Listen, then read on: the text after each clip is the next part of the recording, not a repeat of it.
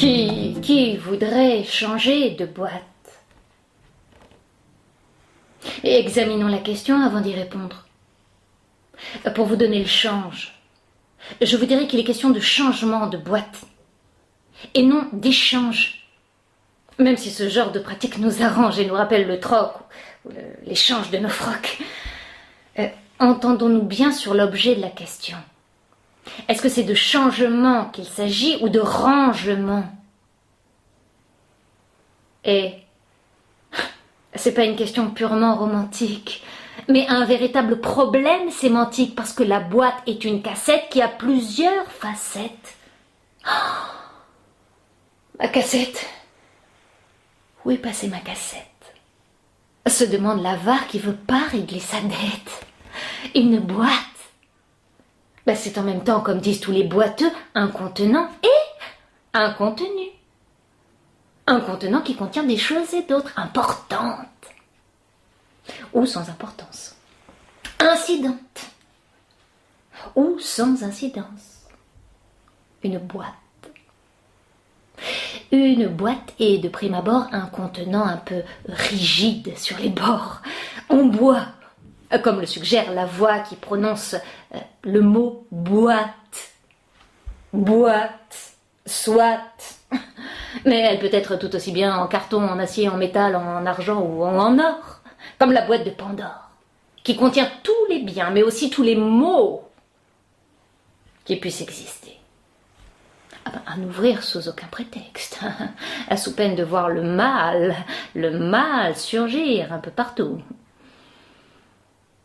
Mais bon, n'oublions pas qu'une boîte, que l'on soit maniaque ou pas, est maniable.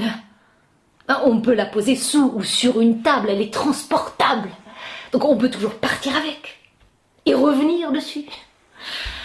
Bon, on en parle tout en sachant qu'il faut peut-être pas en parler. Parce qu'elle contient nos secrets ou nos regrets. D'où la nécessité pour une boîte d'avoir un couvercle. Pour qu'on puisse l'ouvrir, quand on ferait mieux de la fermer avec une clé, ou à double tour, ou alors en utilisant un code facile à se remémorer comme le nom de l'être bien-aimé. Sa date de naissance.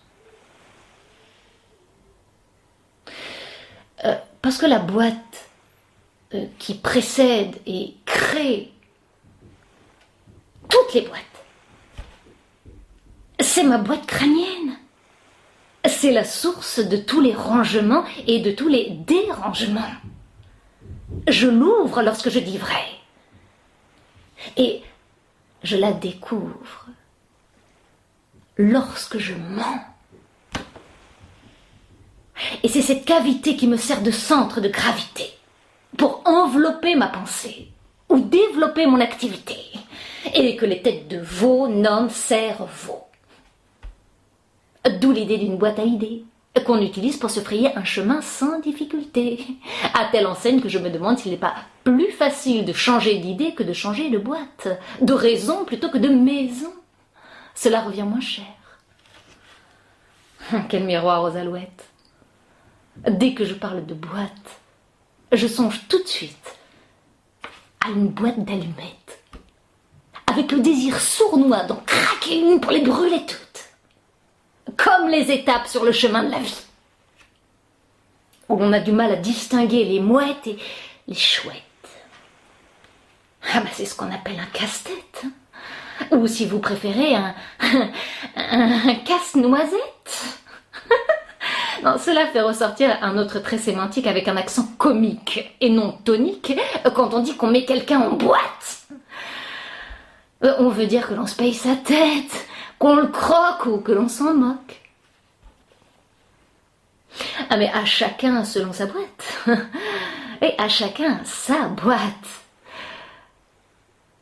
Le jour pour y travailler, la nuit pour y danser, quand ce n'est pas le lieu où l'on habite. Comme dans ces nouveaux immeubles où les studios s'emboîtent les uns avec les autres. Mais la boîte, on y entre. Mais on n'en sort pas indemne. Et on commence sa vie avec une caisse d'épargne écureuil et on la finit dans un beau cercueil. Vous l'avez sans doute relevé, mais il y a de plus en plus de boîtes et de moins en moins d'emplois. La Chine est passée par là. Ou tout simplement le progrès, avec plus de contenants et moins de contenu. Ah, des têtes bien faites, mais des têtes bien vides. C'est peut-être ça le ou la Covid-19. C'est un renouveau avec rien de neuf.